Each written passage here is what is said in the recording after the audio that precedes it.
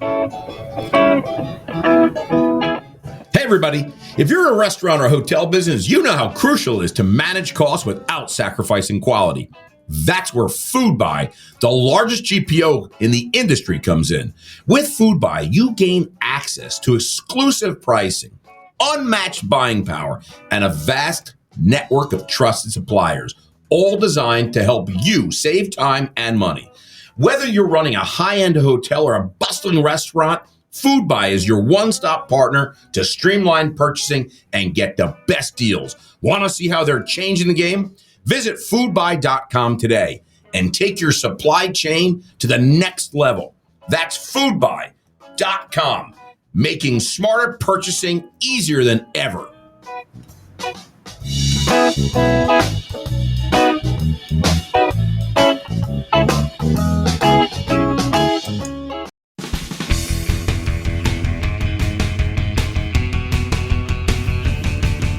Live from Toast Studios in New York City, it's the Hospitality Hangout Podcast with the restaurant guy and the finance guy. Toast.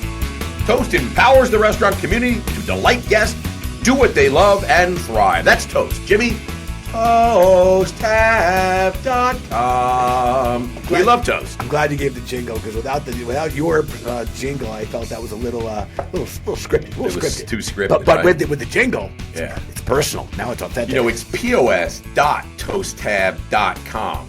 That I can't figure out. Yeah. All right. I'll leave that. Toasttab.com. Okay. All right. Listen, I want to welcome everyone more formally to the Hospitality Hangout, a hospitality-focused podcast where the founders of Branded Hospitality Group share their insights and bring technology and innovation leaders and restaurant and juggernauts. So, I'm sorry, I'm not supposed to do any of that. Just quickly say, and bring technology and innovation leaders. Don't steal my thunder. I don't want to steal your thunder, Shatsy, that are making things happen in the industry we love. My name is Jimmy Frischling, otherwise known as the finance guy, and I'd like to introduce my partner, Mr. Michael Schatzberg, also known as the restaurant guy. And thank you for that kind introduction, Jimmy. And you were about to steal my thunder. I was about to steal your thunder, but I caught myself. Yes, because we are. You are, yes. You're going to tell us who we are. We are the personalities behind Branded Hospitality and, of course, the Hangout. And we have the intersection of hospitality, technology, investing, restaurants, hotels, seafood, sushi, and anything else that you can think about that falls into food service. We are at the intersection. And Jimbo, I got to tell you, I read a little ad about Toast, and I'm not kidding around. I love this Toast point of sale. Yeah, I love it. But you know what I realized? I was eating in the restaurant the other day, actually with you, and I saw all the staff walking around with the handhelds. And I gotta tell you, and you talk to the staff, they love these handhelds. And they've evolved. They were a little bigger when we first started. They're a little smaller now. They're really nice.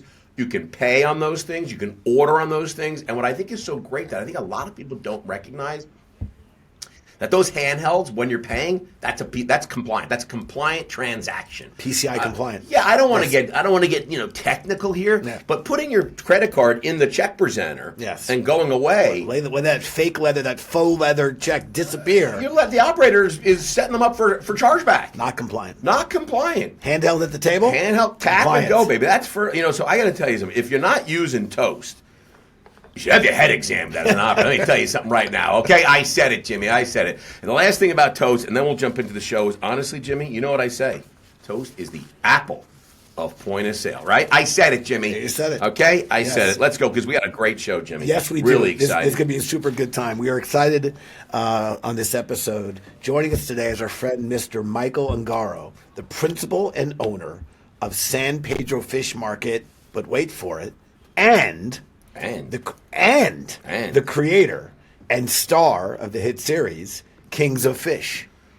Oh, so this is basically the first time that we actually we have like a TV star. We have a restaurant owner operator, and by the way, one of the best pivots. Not me, by one of the best pivots. It's Michael, our guest. And we're going to talk about the pivot. But then, if that wasn't enough, he is also the creator and the star of Kings of Fish on Amazon, right? On Amazon. This is awesome. So not just a great restaurant operator. Yes. Not just a fishmonger. Correct. also a television star. Yes, created it. I don't Stars think in we've it. ever had a television I don't think star. we've ever had this. So I thought you were going to say we're at the intersection of da-da-da-da-da-da and television stars, but you left that one out. But listen. You want to add it now? We go back? No, we're not We're going to start over? No, we do this like Sinatra. One take. We don't go back. baby. One I take. love it. Okay. Listen, everyone knows we release our podcast on Tuesdays. Wait, Robert Irvine has a TV show. So we had Bobby. We had Bobby Yar. Robert Irvine was on. We did a Bobby R. Robert Irvine was on, so he does have a show. All right, so this is the second time we've had a television star. Okay. But Michael's better looking. I hope Robert's not listening. Michael's big. He's big. Sorry. Robert Irvine is a very big man. Yeah, that guy's got big guns, right? All right. Yeah. Listen, we release our shows on Tuesdays. Here's Trivia Tuesday. You all know how the game is played. I have 3 factoids about our friend Michael. 2 are true. 1 is not true. And a little later in the episode, we're going to have Shatsy to guess which was the fib among the factoids. Been having trouble with this lately. You've been having trouble lately because I got to tell you, guests are getting tricky. And the words matter, Shatsy. The words matter. All right, here we go. Fact 1. Mike worked in a combo frozen yogurt and video rental store. I love that. I do too. They should bring that back. They should bring that. Froyo and video. I love this going to the store. Okay, fact 2. Michael had a bright red Jeep with a hand-painted Marvel Venom painted on the back. My daughter would love that. Huge Venom fan, huge Marvel Comics fan. Okay. That's like that. But that's going to be a lie. Why not? Why can't he? In your high school, how many people had hand-painted Marvel Venom or any character painted on their Jeeps or any of the cars? Yeah, fact 3. Look at Michael. He looks like a guy that has the black. He's got the Venom on. And if those 2 factoids weren't cool enough, fact 3. Michael has a set of custom Japanese knives made by the famous Hattori Hanzo. Hattori Hanzo of Kill Bill fame. Hattori Hanzo. I think you said it better than I think I had a little Spanish. I think you did it right. All right, there they go. There are the 3 factoids. Stick around later in the episode. Shatsy will guess which 2 were true. Mike, by the way, Michael, who's here with us, stone cold poker face, gave no indication. But I got to tell you, he looks like the kind of guy that definitely had the Hattori Hanzo. You know, he looks like that because he definitely had the Marvel Venom. Yes, and he had the knife. Right, you might have already figured it out. He never worked at Froyo video. His dad's like, you got to work at a frozen. He's like, yeah, okay, sure, Pop. Yeah, that absolutely never worked at a frozen. Nah, absolutely not. So, Shatsy, before we bring Michael in, because he's chomping at the bit here, he's got a big personality. We got a big personality. He's having a good time. How does one become, Shatsy, a TV star and an owner of one of the most successful restaurants out west? How do you do that? You know how big that restaurant is? Big. They got like 4,000 seats. That I didn't know. They have like 4,000 seats. I think you should leave the number. They do 3 turns a day. Maybe leave 3 turns a night. Maybe leave the numbers. No, I'm telling you, 4, Jimmy, you'll okay. see it's like 4,000. All right. Could be off by a couple thousand, but it's a lot of seats. A lot of seats. Well, listen, I know that at age 7, he started working for his pop, shoveling ice and stuffing cold fish. You know what I mean? And he loved it. Yeah, and you think he worked at a yogurt store? I don't think so. But we're going to see. Because then, he decided to, I don't know what this even means. Like a kid just play until he was 11. So at 7, he started taking ice and sticking it in the fish. He took 4 years. He took 4 years. He took a couple years off. He's like, Dad, let me just be a kid. You're not paying me. And he's like the guy in a Frozen. He's sawing ice. He he's Kristoff. He's young Kristoff. But at age 11, he started working for the family business, and he already did the ice in the fish. He's probably taking crushed ice and packing it, whatever. And it was the fish market. It was called Vista Seafood. Then it became Norm's Landing until 1982. Norm's Landing was torn down and became the San Pedro Fish Market, the most famous fish market in all the land. His dad encouraged him to work somewhere else. Basically, that was his dad saying, you know what, this ain't working out. and he went and he said, you should go into banking and insurance. I mean, and he's like, really?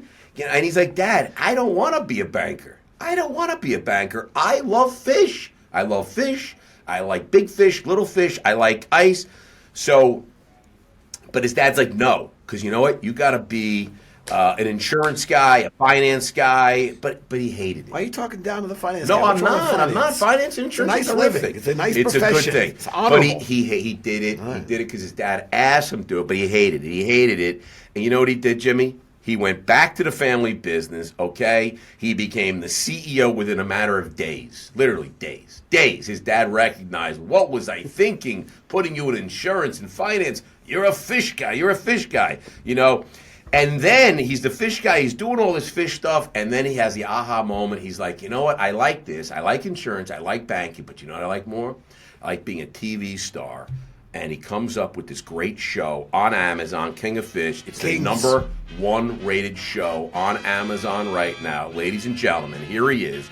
The entertainer, Emmy Award winner, Oscar-nominated Michael Ungaro of the San Pedro Fish Market and the Kings of Fish. We very rarely do we get guests of this stature. There you go. Michael, welcome to the show. Sorry for taking so long. No, that was an incredible introduction. I hope I get a copy of it. I'm going to make a shirt. Did we get anything right? Was anything right? You know, Did Schatzy get anything right on your background? It was right enough for me. I mean, I liked everything. You corrected all my flaws. Yeah, you gotta make him look good.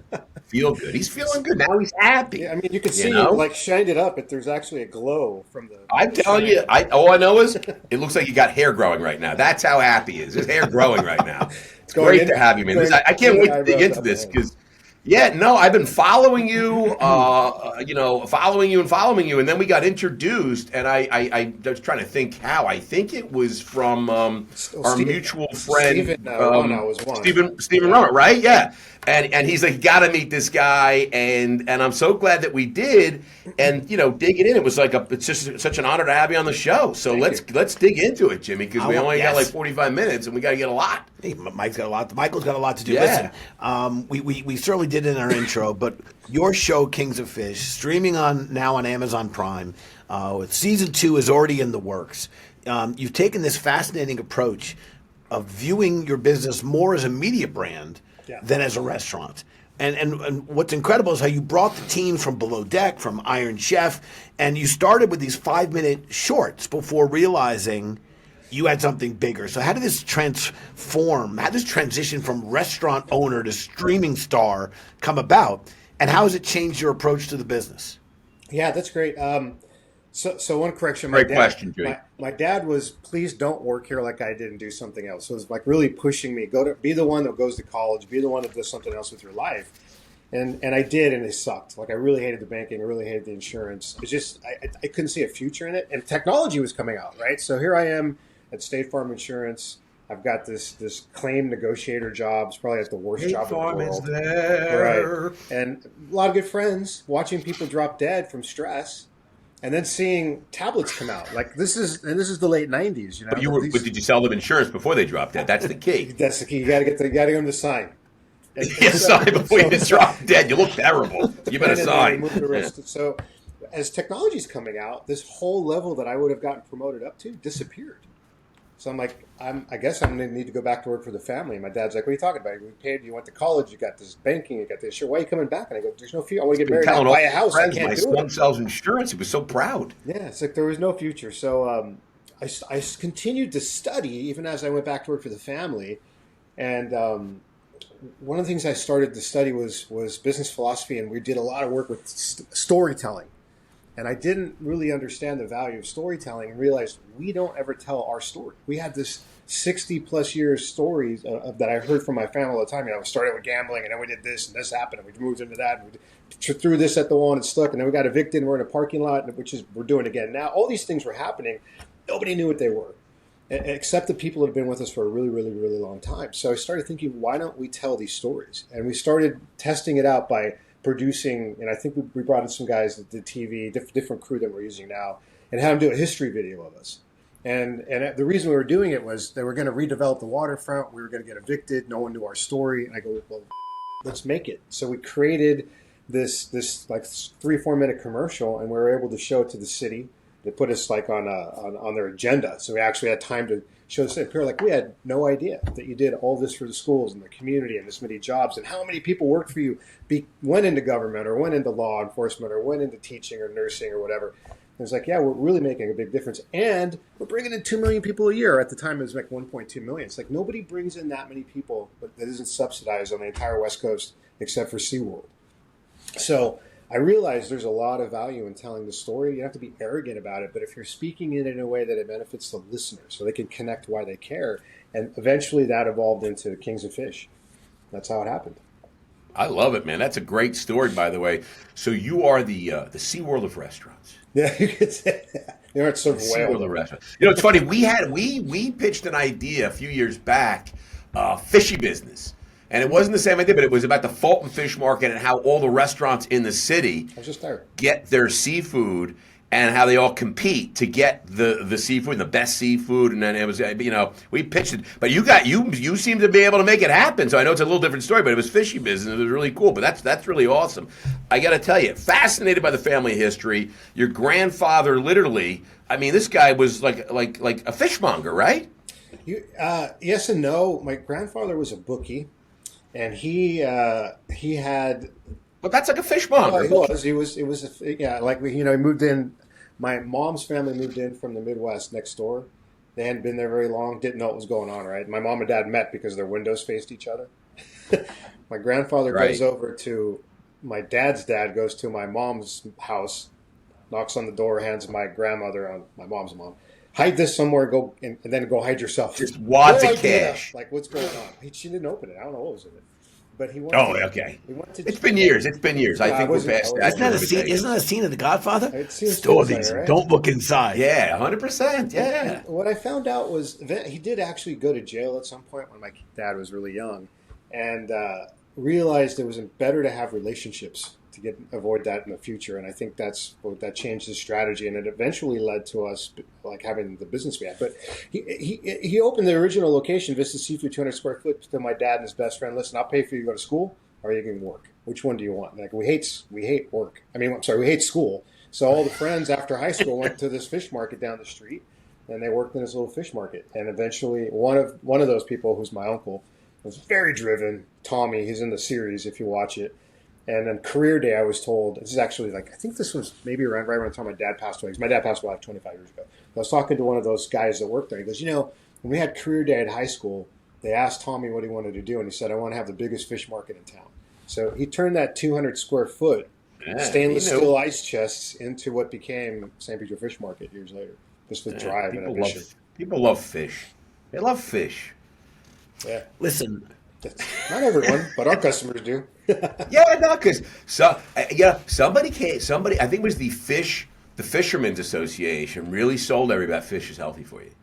Oh, that's a win. And that was really not true. Because remember when eating eggs were like everybody told you that it was terrible. Don't eat eggs; it's cholesterol. Yeah, well, that was the Fishermen's Association started that. Mm-hmm. They're like, don't eat eggs. The cholesterol. You got to eat salmon and tuna. And then remember when the swordfish had too much mercury, that'll kill you. That was by the egg guy to get back at the fish guy. Getting back at the fish. And they're like, oh yeah, well let me tell you something. And they started picking on the meat guy and told you that you can't eat red meat. Yeah. Red meat will kill you.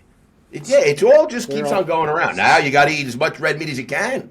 Surf and turf conspiracies. That could be a podcast. Surf and turf. Yeah, it's right. That could be a show. I still think the winner is red wine. It's good for you, Pop. It's good for you. Red wine, good for you. That is every winemaker's fantasy. You got to admit they've been drinking red wine since the beginning of time, right? Moses was drinking wine at the local bar years ago. The gallons of Dalmatian wine that I used to see all the 100%.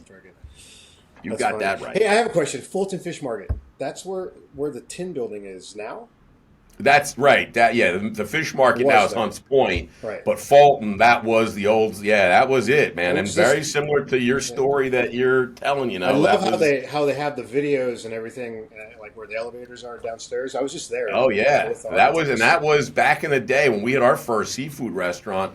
That's where we would take our vans and go down there, and 3-4 o'clock in the morning, getting your fish. That's where the action was happening, man. It was crazy. We still have that here, right down the street from where our location is on the waterfront. Yeah, now it's up in Hunts Point. Same thing, Hunts Point. Same activity. You go there 2-3 in the morning. I've been there, and that's where all the action's happening. That was where fishy business was going. Anyway, enough about our show. Let's talk about you.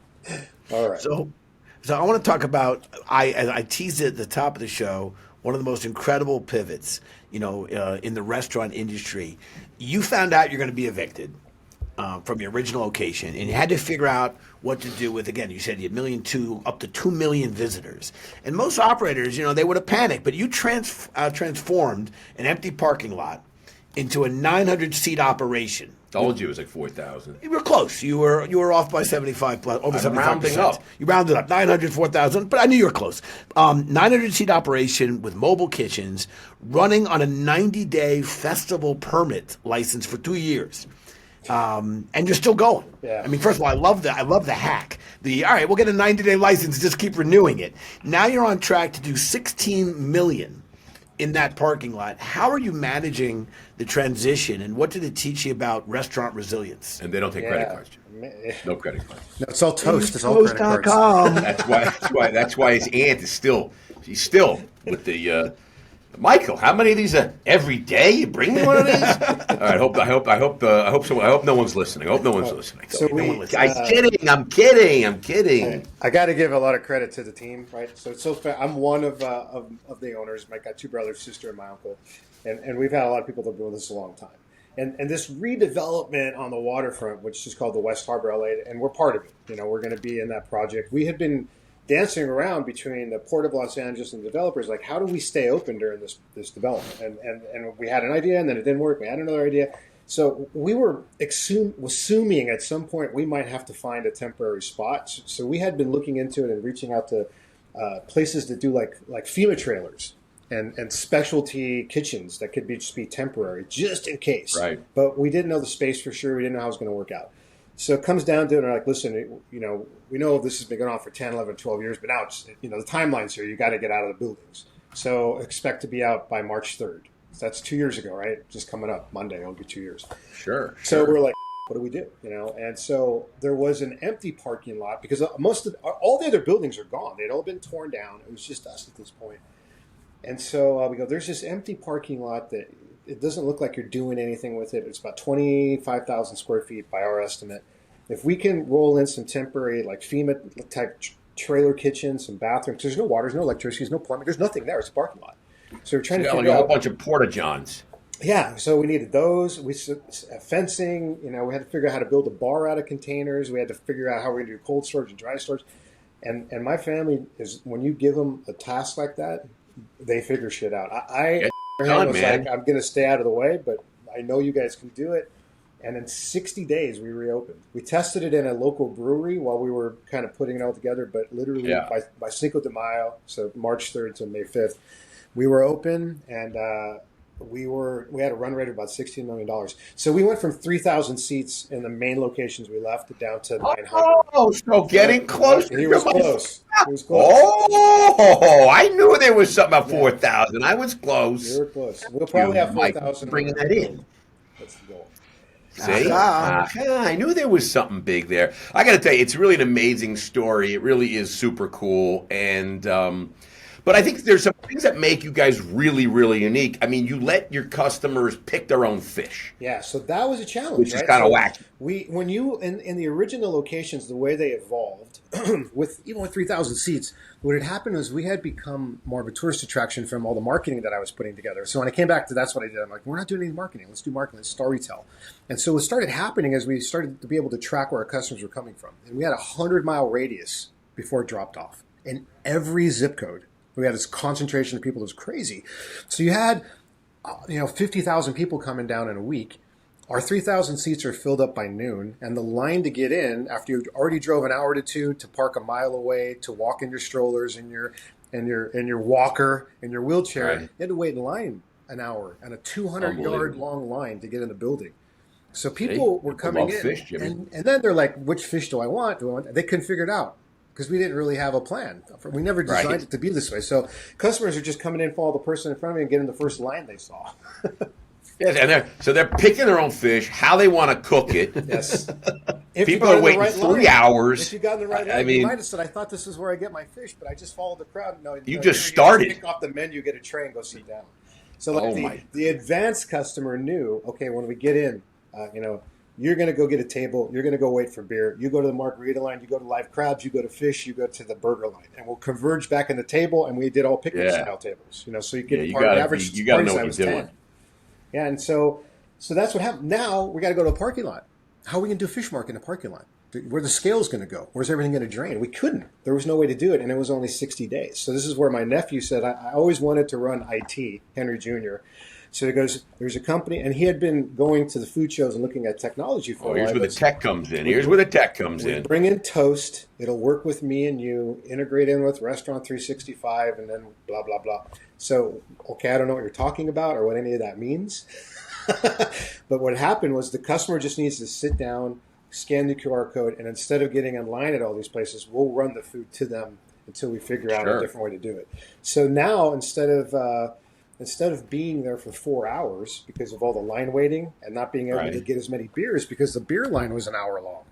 Sure. It doesn't matter. Just click, scan, Sounds run like beers. a jet game where, at the stadium. I love this. By the way, Toast, R365, let's get them involved with My Innovative Tap. beer. Pour my beer. Yeah, you got to Self-pour. my beer. Self-pour. They'll be be heroes. heroes, actually. Yeah, we looked Yeah, into you that. got to get some self-pour beverage there. A little pour my beer. Let you guys keep serving themselves. We were selling more Modelo at a height than Angel Stadium. Unbelievable. Yeah, and about 200, I love it. 200 tons of shrimp was probably the annual sales too. Well, when Jimmy gets a shrimp cocktail, he usually gets the it comes with 6. He's like, I 200 tons. Yeah, Jimmy don't like those 4, those 6. The shrimp cocktails went from like 6 to like 4, now like that to 3. Right? Yeah. Like a shrimp cocktail, whether they be like 1. I'm waiting for the shrimp cocktail to come, and there's no shrimp. Yeah. It's just the red. It's just the cocktail sauce and a lemon. Get the crackers. And the crackers. You want shrimp with your shrimp cocktail, sir? Oh, well, you got to buy it. That's by the shrimp, sir. You didn't say that. We paid the guy in the back the shell off. We thought that's what you wanted. You get the shell. Yeah, no, that's right. It's just an amazing story. But there's a great example of that the technology. Your nephew, he knows. Your nephew said, right? Yeah. How do you get the internet out there? I don't even know how we did it. I don't know if it started. Listen, we don't care. I mean, we don't know, but he did it. I got to tell you, hotspots, 5G. I mean, it's like a phone. It's internet. Your phone, boom. Yeah, that's awesome. So they pulled it off, and it was only supposed to be 6 months. But, when you go to building and safety with plans, because the timeline is we're in this parking lot with the idea that the actual temporary location will go next to it. Right on the water. Right, and that'll be 1,800 seats, 4,000 square foot kitchen, and it could function for years while we rebuild where we originally were. That was the strategy. It's supposed to be 6 months, but we're coming up on 2 years. Because when you go to building and safety in LA and you say, we're building a temporary location for like 90 days? No, for 5 years. Back in line. Can't get through. There's no box to check, so it's like being here in New York, I suspect LA, based on what I hear and know, my brother lives there. I would say the bureaucracy and red tape in the buildings departments and licensing and permitting is very similar. Yes. It's a really long time. And very old-fashioned manual. Getting liquor licenses here is this. It's a drag. And you mix in the Olympics coming, and now all the fires. All these homes that are moved out. You're getting behind all these people now because it's more important. But at the same time, San Pedro Fish Market's probably behind all those homes that burnt down. I would mean, with respect to building permits. Sure, but you got a solution right now, so you're still rocking it out. We're working it. Yeah, we're making it happen. We signed a lease to rebuild the original location. I signed a 49-year lease for that. So now we're on the hunt for money. We got to pay for it. All right. Well, listen. You know what? That's what they don't call Jimmy the finance guy for nothing. I mean, we'll talk off the show, man. But I tell you, I mean, Jimmy's ears are. You say we're looking for money. Jimmy's ears are like. he's like. Yeah, he's percolating already. He's already thinking, when can we open one of these in New York and Vegas? I like opportunities with stories. And Michael's got stories. Yeah, no doubt. I like it. Yeah, this is awesome. Do we got to jump into a quick break? Sure. Is that Julie? You don't say anything to me, so I'm just assuming we got to take a quick break, and then we're going to be back. So let me just go into a little quick break. So we're going to be. So don't go anywhere because we'll be right back. Because then we're going to, by the way, we've got Michael going to do a little hot or not. Hot or not. And we got the Brandon Quick Fire. And we're going to jump right back into it after this. We have a 2.5 hour break, Jimmy. Really? I got to go to the bathroom. Okay. Be right back. Bye. Sit tight. We'll be right back, everybody. I want to talk to you about something that's really crazy and really been on my mind for a long time. It's payments. You want a unified payment platform, and that's why I love Adyen. Adyen consolidates in-person, online, mobile payments into a single system, making transactions seamless, frictionless guest experience. They have a complete global reach in hundreds of countries, industry-leading security and AI-driven fraud protection while minimizing chargebacks. That's a big deal. And I got to tell you, real-time analytics. So be smart and check out Adyen. That's Adyen. Adyen. All right, and we are back, everybody, and we are very excited for a little Hot or Not. Are you ready? Michael, are you ready? Yes. All right, I'm going to ask you a couple questions. Don't think too quick. Don't think too hard. Don't think just first thing that comes to mind. Are you ready? Ready. Guinness Book of World's Record Food Challenges. Hot or not? Hot. Gold Belly delivery. Is that hot or not? Hot. Celebrity Chef Airline Meals. Is that hot or not, Mike? Not. Drone delivery. Is that hot or not? Ooh, not. Not. Okay, Jimbo, do you want to opine on this? The Guinness Book of World Record Food Challenges was hot. I have Gold Belly or third. Right. Well, I think that's where I got to go because my sense is that Shatsy, that was a softball you just threw our friend Michael. Fair enough. He deserves it. He's doing the show with us. Yeah. Can you tell me about this Guinness Book of records in the world of food? And you got 4 of them. Tell me more, please. We used to do the world's largest Maine lobster festival in the port of Los Angeles. And so we have the Guinness World Records around how many lobsters. We built our own cooker that could do 2,000 pounds of lobster an hour, live, fresh, served. And so we did one. I forget the actual records. I'd have to look them up now. But I think we had like 18,000. I don't know. We did like 30,000 pounds of lobster in a weekend. It was insane. So that they're all around cooked and served. I know I can't get lobster when I go to a restaurant here. Mike got them all. Yeah. Yeah, well, I'm sure. I went to a restaurant last week. I was sorry, no lobster. Now I know why there's no lobster. Would you like some eggs? No, we don't have those either. Exactly. Well, I think Jimmy had a great line, by the way. Somebody, we were joking around. We know everybody, you can't find eggs. It reminded me like during COVID, for some reason, everyone went and bought all the toilet paper. Yes. Like they found out eggs were going up in price and everyone just, there's no eggs left. Everyone just bought them. I'm like, what are you doing? You're hoarding eggs? I mean, how many eggs does one need? So there was a little chat going on. Everybody's like, I went to 4 stores. I couldn't find any eggs. Jimmy jumps in and goes, I don't understand. I went down to my supermarket. I found eggs. It was $40 a dozen, but I found eggs. I said, it wasn't hard. I found eggs. It was $40 a dozen. I found them. Yeah, I don't understand that. But anyway, keep on going. Let's go. World records. Right. So tell me more about your Guinness World Records. So we hit 4 of them. It was around how many lobsters we cooked, how many were served over 8 hours, and then how many were in a single display. It was thousands and thousands and thousands of pounds. So it was a lot of fun. Love that. Yeah. The first one. That's the first important. one. How many you got? How many? You have 4. You have 4 records. The first one, they wouldn't let us use the word lobster, just seafood. So somebody. Is that politically incorrect? I think. Yeah, that's not. Somewhere in South America. The lobsters have their own lobbying. They don't like being called lobsters. Yeah, you're busting my shells. So they.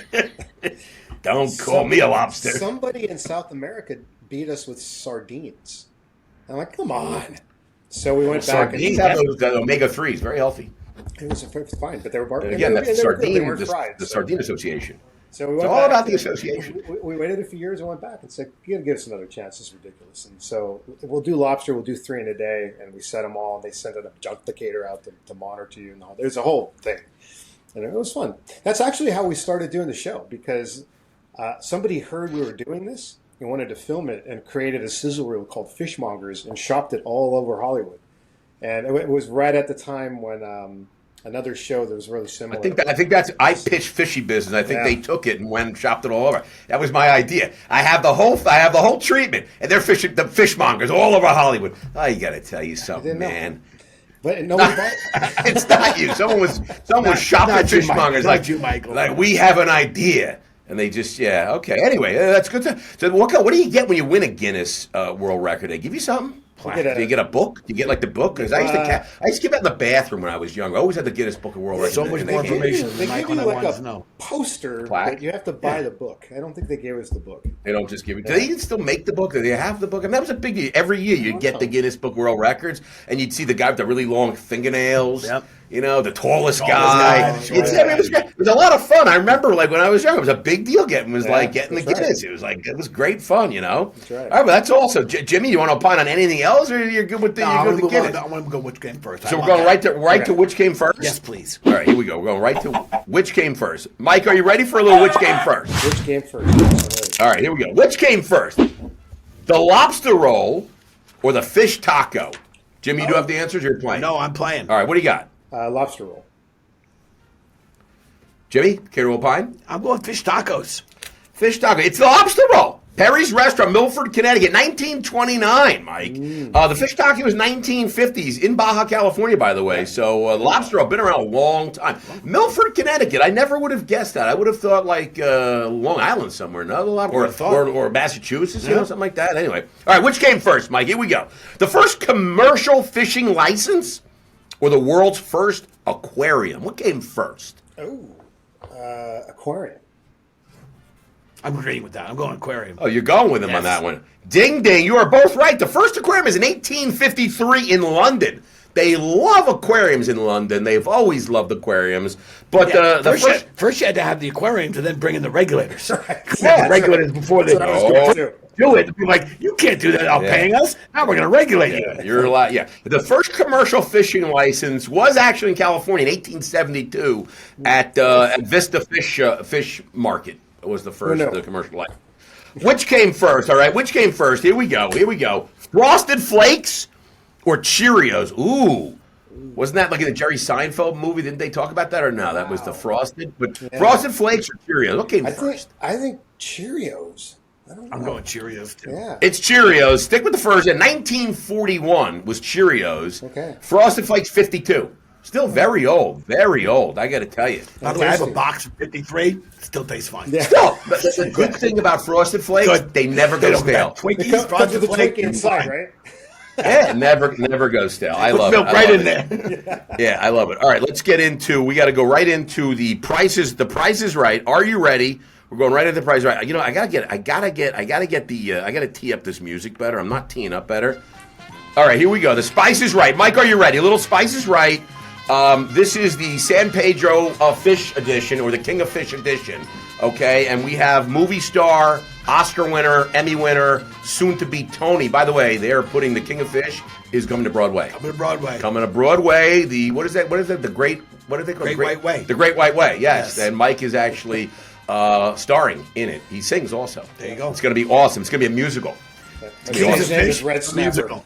King of Fish, the musical. It's going to be great. I love it. All right, Spice is Right. Here we go, Mike. We went to the Golden Corral.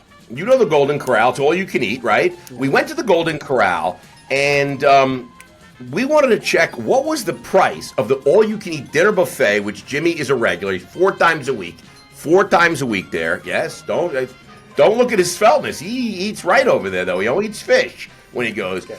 But, Jimmy, do you care to guess first what the all-you-can-eat Golden Corral buffet is for an adult, excluding drinks? $29.95. $29.95. Wow. All right. Mike, you cannot go over because Price is Right rules are in effect. You can win both showcases if you come within like $1. I'll give you both showcases and fabulous prizes. I'm going $14.99. I got to tell you. Ding, ding, ding. We have a winner. It is $15.99. You win both showcases because you came within $1. Jimmy, I don't know, Jimmy. You were really just... I'm off. You're like thinking... last week, you were like... Last week, I guessed on donuts. He thought donuts were like $40 a dozen. What kind of donuts? I thought $23, like less than $2 a donut. It was barely a dollar. Where are you getting a Krispy Kreme? Where does he get a $4 donut? 86 Lexington. That's the Upper East. That's the high rent. There you go. That's what I'm messing up. Yeah, I got to tell you. Well, listen, you'll stay on the line after the show, and our producer will hop on and we'll get the information because you have just won some fabulous, fabulous prizes that I think is going to make your head spin. You're really, really excited. So that's great. Golden Corral. Very excited. Jimbo, we're going right back to you now on the trivia, which I think is going to be really challenging for me because I don't really. I think so. In that case, I think you already know what you're going to say. You're just saying it's challenging so that when you get it correct, when your guests are ready. I think I know what I'm going. All right, the 3 factoids about our friend Michael. Fact 1, Michael worked in a combo froyo video rental store, frozen yogurt video rental. What kind of frozen yogurt? Do we have that there? We don't have that. Matters. That matters. What video store? We don't have. Was it like Vivid Video, or was it like Champagne Video? Was it? Just so happy. Video. Well, now you just basically that's a tell. Now, that was a tell. Oh. I thought you were using references that half our audience has no idea what you're talking about. They don't even know what video is. Which half? The not good one. The not good. Mike knew exactly where I was going with the that. Not good half didn't know. Yeah. We knew. All right. Fact 2: Michael had a bright red Jeep with a hand-painted Marvel Venom painted on the back. Fact 3: Michael has a set of custom Japanese knives made by the famous Shatsy Hatoro Hanzo of Kill Bill fame. Of Kill Bill fame. Mike just he's wearing black. He looks like a badass. His uncle was definitely got the knives. Definitely got the knives. I mean, he's it just the storied history. You want to just sit, smoke cigars, and drink some whiskey, and we got to do that. With Mike. But wait, that's not a choice. I'm saying whiskey, and talk more. Yes. I don't think that combo frozen yogurt video. I don't think that. I think I don't. Hand-painted Marvel Venom. Yes, and he's got the Kill Bill. He was a badass guy. He's probably smoking Burrow Reds at 15. All right, Michael. What says you on the factoids? Okay, I'm sorry. Where are we? He was doing Burrow Reds at 15. You're right, 100%. Which one's true and which one's not? Shatsy believes the lie is that you did not work in a frozen yogurt and video rental store. No way. I did indeed work in that store. Really? Yes, when was that? When my dad said, "Go do something else. Don't come back." He gave me was that 11? Was that 11 or was that after you were 11? No, I graduated high school. I take the summer off, and I go, "I'm not going to come back. I want to do something else." And I got a job there. And fun. What was it? A brand frozen yogurt? It was frozen yogurt. It was a local guy in town that had his own little place. It was 88, 89. It was a long time ago. No, listen, video stores were hot, man. I love the frozen yogurt combo. Get a yogurt, rent the video. Well, I can't. All right, so which was the lie then? The hand painted Venom, Marvel Venom, or the knives? I hand painted that on the back of my red Jeep in college because I thought it was funny. Or it was cool. I was a Marvel. It was cool. No, I think it's cool. It's cool. It looked pretty good. So you don't have any of these knives? So I have knives made by a family friend who's Japanese, handmade, but his name is Rudy Miyake, and he's passed away since. And we have dozens and dozens of them. But they're not. Oh, they're lethal. They're pretty sharp. I don't use but them. not Hattori Hanzo. So that was So that's okay. That's fancy knives. Yeah, I mean, some of these questions you're really getting granular. Like he does, but they're not knives. They're not Ginsu knives. He's got the Japanese knives. You knew he had to have Japanese knives. There's no way the Kings of Fish doesn't have amazing knives. Mike's got nunchucks. And probably stars. He's got the stars. Star? Yeah, he's got the stars. Yeah. Yeah, I could tell. All right, listen, we got to jump into the branded quickfire because we are running low on time, and Mike's got to go and get some more lobsters or something, right? Yeah. So we're going branded quickfire, all right? Here we go. I'm going to ask you 5 questions, okay? This is lightning round. This is no joke. This has to be lightning round. I've been getting yelled at by our producer that I'm taking too long. And Jimmy also has been yelling at me. And I got to tell you, you know what? They're making me feel sad, and they're shaming me, and I got to tell you, I'm feeling sad right now. Once again, I think we have to change the name. It's not quickfire. It's Shatsy Slow Fire. All right, true or false? True or false? The first product Sony ever released was a rice cooker. False? False. I don't know. Jim, you want to jump in on that? Let's go true because it's so random. There's no reason why it's here. It was unless true. It's true. It was true. Yeah. Sony was making rice cookers. But I think Sony. Don't think Sony music. Don't think Sony film. Don't think headphones or the Walkman. I think rice cooker. It was a rice cooker, and then after they had the rice going, then they're like, aha, Walkman. That was the second thing they did and then the Trinitron. Okay. What was the last thing you Googled? Who is Schatzberg and Frischling? Yeah. Why am I doing this horrible podcast? Who is Brandon Hospitality? Yeah. You know what? Who is Shatsy and why am I doing this? I better do some homework this morning. So you Googled, you're like, I'm looking at my calendar, my assistant has me, it says podcast. I'm like, what is this? What the fuck is this? Who are these guys? Oh boy. And you're like, Miriam, can I get out of this thing here? No, it's been on the calendar. Okay, so you Googled us. So All right. I What's your? did. Yeah. You did. What'd you find out? You're like, holy, this is not going to be good. I better good. watch one of these on YouTube while I'm working out this morning. Yeah, It was a good one too. this is an hour I'm never getting back. Listen, what on Spotify right now, wherever you're getting your music, who are you listening to right now? Number one artist. Who are you listening to? Oh man, I'm all over the place on that. So I have to think. You go, G. I mean, you know, I have a Peloton, so I'm always liking the music. So it's such a weird me mix. too. Like an And then, actual are you Peloton, saving it into but- your Spotify? Yeah, so I'm like, I don't even know who these people are. I just like the music, but I have to think about that for a minute. Damn. All right, well, we'll come back to it. You know, I'm liking Teddy Swims right now, and Jelly Roll. I'm liking both those guys right now. No good. Yeah, it's fine. It's your music. You do what you want. Well, what are you listening to, Jimbo? Oh, What's your number one? my music. Barry. By the way, Jimbo, don't. Yeah, Mike. Who do you think his favorite artist is? Just favorite artist for Jimmy. Johnny Cash. I don't know. No, I'm gonna give you. A I do hint. love Johnny Cash. Well, you may not be able to hear this because we're on Bluetooth. My most listened to artist on Pandora, which is where I get my digital Yeah. music, it's Bob Seger, it's All right. Billy Joel, it's AC/DC, it's Bruce Springsteen. The newest artist, Luke Combs. That's the newest artist. Yeah, but Luke Holmes is Combs. very good. Very good. But we But- know Jimmy's favorite artist Yes. is. When I'm getting mellow, I don't know. He's playing a little Barry Manilow. Oh, You can't that's- hear it I 'cause it's on his Okay, phone. got it. Playing a little Barry. Yeah, that's I Jimmy's. chill the Barry. You go to Jimmy's office, you know we got Barry going. All right, listen. What's your all-time favorite sauce or condiment? All-time favorite.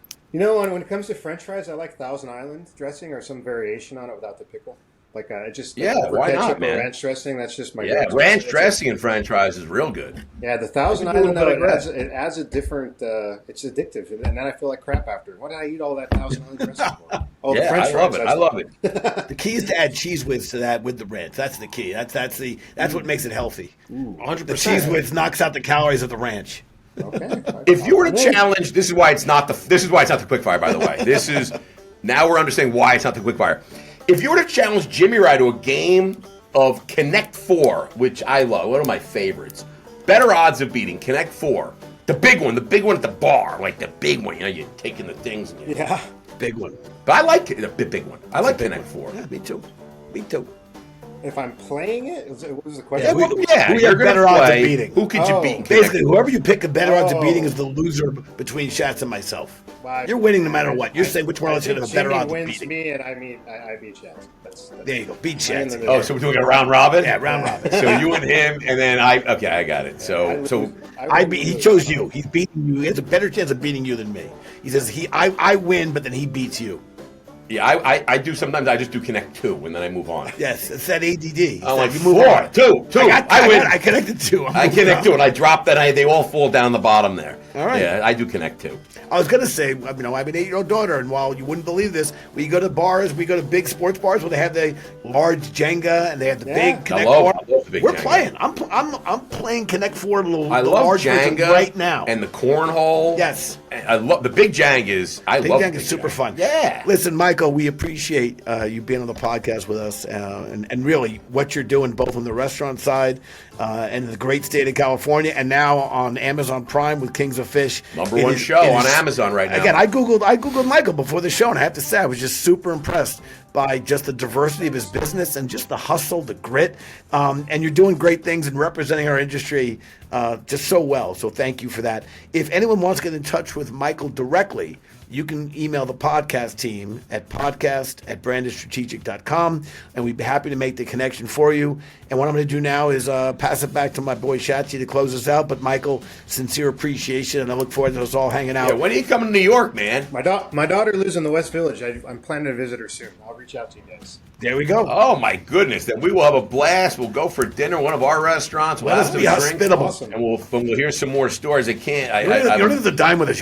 You and your daughter can go. No, and I want to dine with All right, him. then we'll hang. We'll stay. Yeah, no, We'll I stay. want to. I want to hang out. He sounds like somebody I want to hang out I have a friend with. in Soho. When I visit, he's brought me on like a 14-hour food tour. I don't think it was any of your places, so we're gonna have to come back. Yeah, one thing about New York, we got a lot of restaurants, man, but we got some good ones. I'm biased, but I think we got some really great ones. Listen, thanks for joining us. I want a couple of quick announcements here, a little housekeeping, if you will, Jimmy. If you haven't, by the way, you can listen to us, obviously, on all the platforms, but you can watch us on @Hospitality Hangout on YouTube, Jimmy. Nice. And you can see how goddamn good-looking we are. How good looking our guests are. Good looking we are. Really? We'd be like, wow, I didn't know Shatsy and Jim were goddamn attractive. I think you're playing the game wrong again. Oh, it is? It's kind of like our birthday. How ugly they are. Yeah, I can't believe how then if they go on, I'm like, they're not so bad. It's like our age game. We lie about our age up higher. So when you see it's like, wow, for 64, you look Jimmy, great. We're both married, so you know what I say? It doesn't matter. Somebody found us attractive. At some point. Somebody found us attractive for some godforsaken reason. I'm 25 years in, Jimbo. Listen, also, if you haven't, Michael, hospitalityheadline.com. Hospitality is our newsletter every Saturday morning, 6:03. It pops out. We're up to 100,000 subscribers. Love that. Wow. And by the way, if next week, I just want to tell everybody, we have an absolute fantastic guest coming next week. Ron Nicoli, the CMO, that's Chief Marketing Officer, Jimmy, of Resorts World in Las Vegas. Our first foray into Las Vegas casino guests. Wow. The first of many, because MGM is right behind it. Once they found out Resorts was coming on, MGM is like, absolutely no, I'm in there. So Ron Nicoli, CMO of Resorts, next week, don't miss it. It's going to be fun. Good time. And we're going to do some gambling on the show. So I think it's also really exciting.